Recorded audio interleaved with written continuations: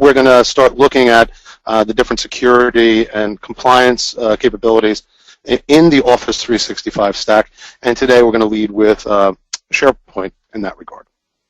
So, moving right along, there we go. For those of you who are not familiar with Gig Werks, Gig Werks has long been in the industry. Since 2001, we've been gold partners and trusted advisors with Microsoft for many, many, many years now. Won a number of awards over the years. I've been in the Partner Evidence Program for SharePoint since 2007, so we get advanced training. And we really do have solution expertise around that full Microsoft stack, particularly in the cloud. We understood years ago the inevitability, the power, and the value of the cloud, particularly as it relates to Microsoft, and have long been keeping our skills up to date and our expertise in kind. We have there's a number of industries we've serviced over the years, a very, very wide range. However, based upon a number of circumstances, professional services, and specifically legal, architecture, engineering, construction, facilities management, financial services, and healthcare sciences, all underneath that professional services banner, are some of our more exemplar accomplishments within the industry. And Gig Werks now has a sister company, Project Ready, which we gave birth to over the last couple of years, which is a modern software as a service application, separate webcasts and stories around that, but essentially for professional organizations everywhere that need to have program management and document control. Built for the cloud, will work on premise, but truly modern and cutting edge use of the available technology today. As a firm, we have a number of packaged solutions. We have our Premium Advisory Services Plan, which, you know, let's face it, we're getting a ton of demand. There's a lot of pent-up demand about how to modernize the enterprise, hybrid, all into the cloud. What services do you move first, and how do you do that? And our Premium Advisory Services Plan makes available to our clients that range of expertise that we have in-house, and to help you continue along that journey. We also have workshops around SharePoint and Office 365, particularly as you transition from one iteration to another. It's important to know what's changed, what's improved, and how to get maximum value out of that transition that you'll be undertaking. We are one of the top Nintex partners in North America, and with that have a number of quick starts around Nintex, inclusive of compliance workflows and approvals. Our sister company, Project Ready, we have our collaboration engine, which provides project and program management, our document control suite for RFIs, submittals, and transmittals, our browser-based redlining and redaction viewer, and our Project Ready CAD piece, as well as the Project Ready matter management engine.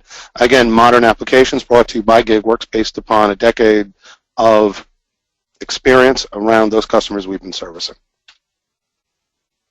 Now, as everybody has been looking at the cloud for a while, there have long been stated concerns about security and understanding, particularly in financial services and the like, security is tantamount. Microsoft is incredibly adept with the security piece. Now, one of the things Microsoft's always led with, they do not share it with anybody, you can't traverse this data, they don't give it over to the Fed. Right? So unlike, say, Google, that uses your data to improve its search algorithms, they don't. This is your information. And with that, their data and physical security pass ISO 2701, 2718, HIPAA, high-tech, this long list up here I won't burden you with reading. And in terms of privacy, on and offboarding, it's your data. There's no data mining. There's no ads. It's not retail, friends. These folks really invented the modern business enterprise and have just the experience and knowledge as to what's required to satisfy the business enterprise. You have into access to data, what physical locale, logical and physical redundancy, 27 support, and it's fully backed up with an uptime of 99.9%. In terms of Office 365 and trust, it really physical and data security, access control, encryption, and strong authentication.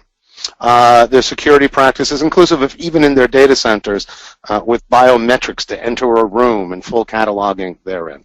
And compliance, which is a big driver of security and the like, again, that list that I read to you.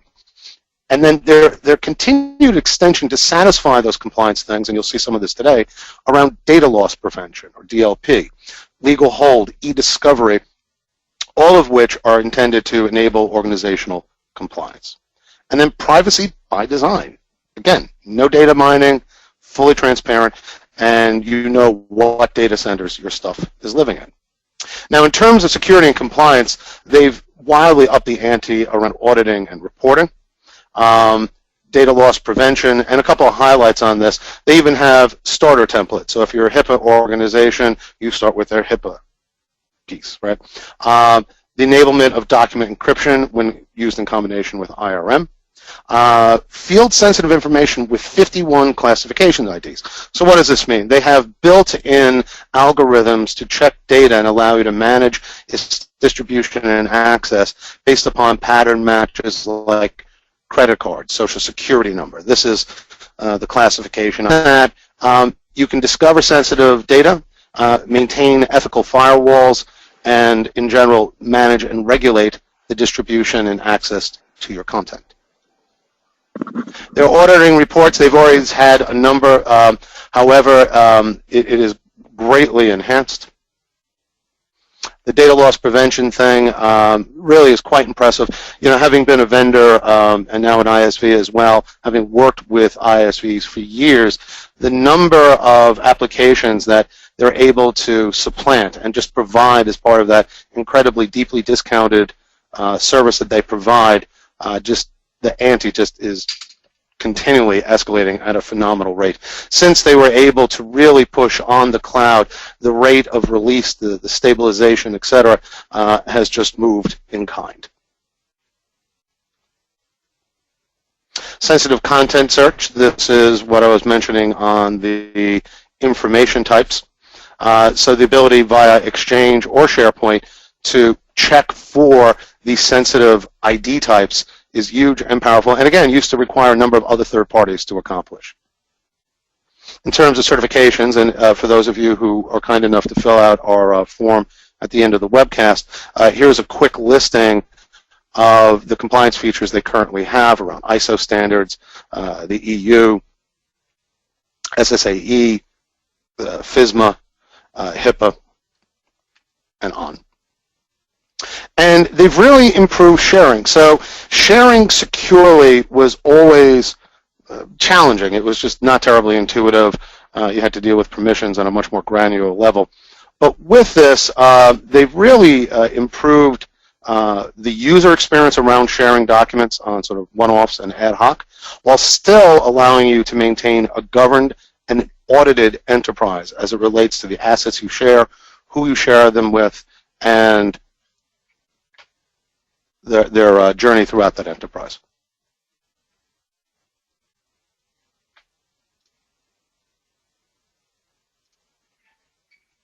Customer Lockbox, where now you can have explicit control in those instances where you may need to get an engineer from Microsoft in, but you can lock it down, give explicit approval.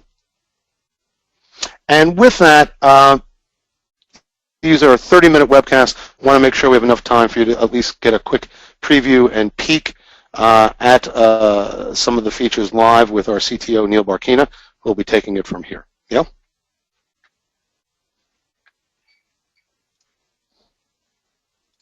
Okay, thank you, Joe.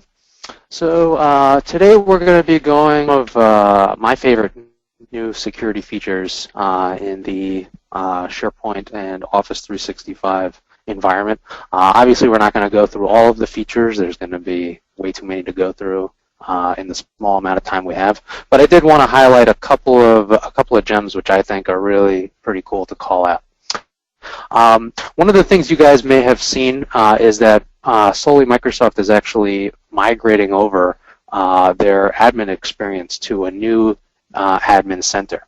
So for those folks who used to work on SharePoint on premises, you're probably very familiar with central administration. If you're on Office 365, that's what now they're calling the admin center. So it's basically, your one-stop shop for all of the different settings that you're going to have, not just across, the SharePoint Online stack, but pretty much all of the different services that you may subscribe to, Exchange Online, Office Online, CRM, etc. Some of the settings are still available only in the original admin center, but again, they are moving over to the new admin center, which you can see over here. But I will call out now some of these features that I wanted to go through. First off is the customer lockbox, which Joe mentioned. This is a really neat feature, and it really underscores the security that, the fact that Microsoft really takes this stuff seriously. When they're storing your data, they really, not only is it secure, but they themselves have very limited access to it as far as how it's stored in the data centers, etc. So with this new customer lockbox feature, you actually have to give Microsoft technicians the ability to sign off on having them actually go in and help you out and look at your data. If they're going to go and actually troubleshoot a feature, they may need some sort of access to your tenant, but they won't actually be granted any of that until you give them that feature. So really cool feature, really just underscores again their commitment to security, not just externally but their own access as well. The way you find that is within the original admin center. If you go down under service settings, you just click on customer lockbox, and it's simply an on-off checkbox. The next thing that I wanted to go through is I wanted to focus on a couple of features in what they're calling this new security and compliance area. And again, this is now available only in the new admin center. The first feature which I wanted to call out is their audit log. So Joe showed a quick little screenshot of the audit log that you guys have access to from the SharePoint side. And that feature still works great, but they've really kicked it up a notch in terms of the user interface. Before, when you go and you export auditing information, it was this big old, dump of Excel data which you had to go and wade through, and it really wasn't very friendly. So they've kind of really kicked it up and created this new audit log experience. And the other cool thing about it is that it spans not just your SharePoint data, but also data in Exchange and other areas as well. If we do a quick filter here on just some of the activities that you can audit, you can do all types of things like folks checking files in and out, viewing files. So let's say you sent somebody a file and you want to know, did they actually download or click on the link? This would be the place to actually go and see that information. They have reports, a lot more sort of sophisticated reports on things that you weren't even able to audit before. So let's say somebody shares out a file or shares out things like anonymous links, with the whole new, external sharing feature, which is great, but now you actually also have the ability to see, the usage patterns and, what's actually being shared out. And then there's a lot of other sort of even administrative activities and so on. So I'm just going to put in, just a quick little example in here. I'm going to say, let's search for all activities. And you can even search for a specific user if you wanted to, or a specific date. I'm just going to go ahead and just, leave everything blank because I just wanted to show you an example of the result set that you get back. And again, you could also filter it down to the dates if you wanted to. But the really powerful thing now, again, you even get the person's IP address. So if, you see some sort of shady IPs, that could be an alert to the administrators on the system. But it's telling you things like, here's files that have been accessed, here's websites that have been accessed. And then you can obviously export and filter results. So obviously a very, very powerful feature and a lot of different use cases for it as well. The next thing I wanted to call out is what they're calling content search. And this kind of goes hand in hand with some of the e-discovery features that are built into the product. Those of you who have seen some of our webinars on Record Center and Legal Hold, you've probably seen some of this in SharePoint. But again, kind of going to the same vision of Microsoft's strategy here is not just SharePoint, but they're really trying to bridge the gap across all of their different software as a services. Mail, Exchange, Link, any sort of e-discovery professional is going to want to be able to, audit all of those informations, not just the SharePoint world. And that's really what this gives you. In order to create a new content search, you would simply go ahead and click on the new content, and you get presented with this new window here. And you can give this a name. So let's say I wanted to look up all of the different cases that had to do with, my marketing. Let's say there was some sort of a legal hold on that department. I can go and I could search everywhere, or I could search specific things like just SharePoint or just Exchange or even public folders, if that was one of the things I wanted to do. And then when you click on Next, you also get the ability to look up specific keywords. So I'm going to say just search for things where you see the keyword marketing, and also the ability to look up different conditions. So if you wanted to filter your result set, obviously something like a broad search like marketing might come back with, tons and tons of data. So you may also want to be able to say, for just the Exchange data, I only want to look from certain recipients or a certain date range. So they do give you that ability to also filter it down. After you submit that, it goes and it pretty much queries the system, compiles all of that data. And now, once that's done, it usually takes a couple of minutes to run and find all of the different documents and folders. I've gone ahead and I've ran a couple of searches in here previously. So as an example, I did a search on, let's say, trade research. Let's say this was a case that was on legal hold. It went out and it found, about 100 items, with, about 50 megs of data.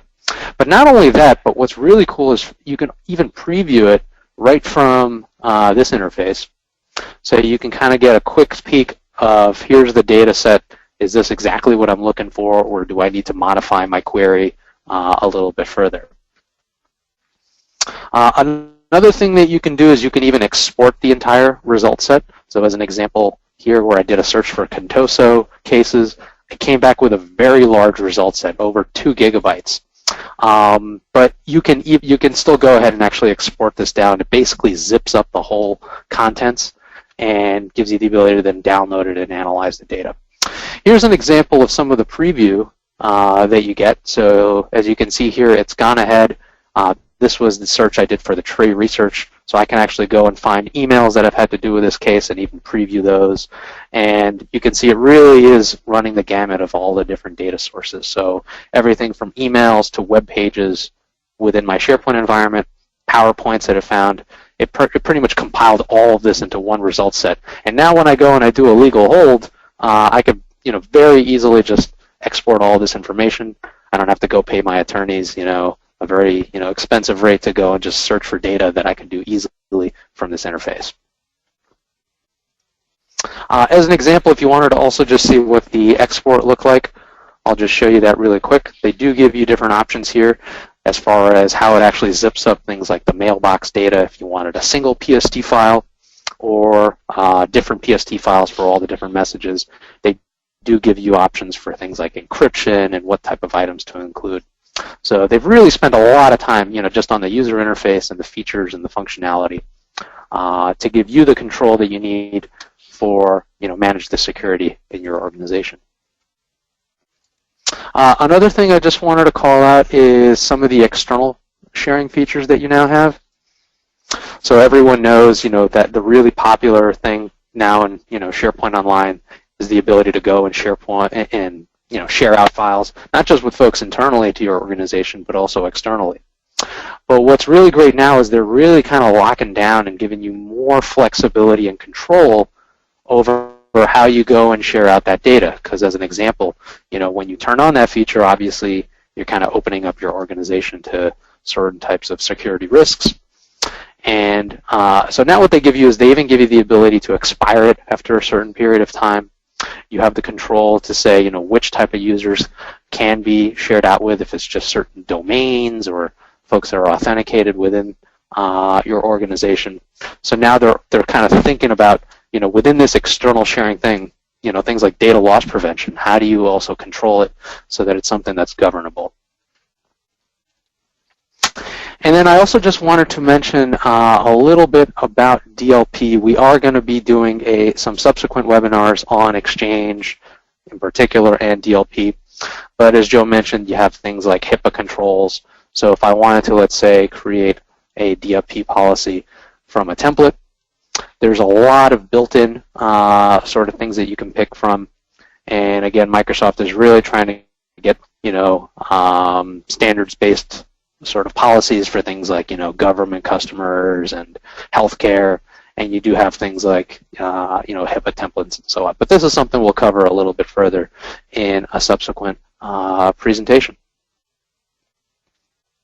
Okay, I think with that, we're going to pretty much conclude this leg of the webinar. Again, I want to thank those of you who showed up today. And again, we are doing an extensive series, 15, 20 webcasts coming up, breaking down all this stuff that the new 2016 platform represents. It's that 3-year cycle, plus the move to the cloud, plus Microsoft pushed out a lot of their releases. So, but now we know what they got, and it's a very impressive set. So we're always here to help provide the information to you folks. And again, I want to thank you for joining today. Thank you, everybody.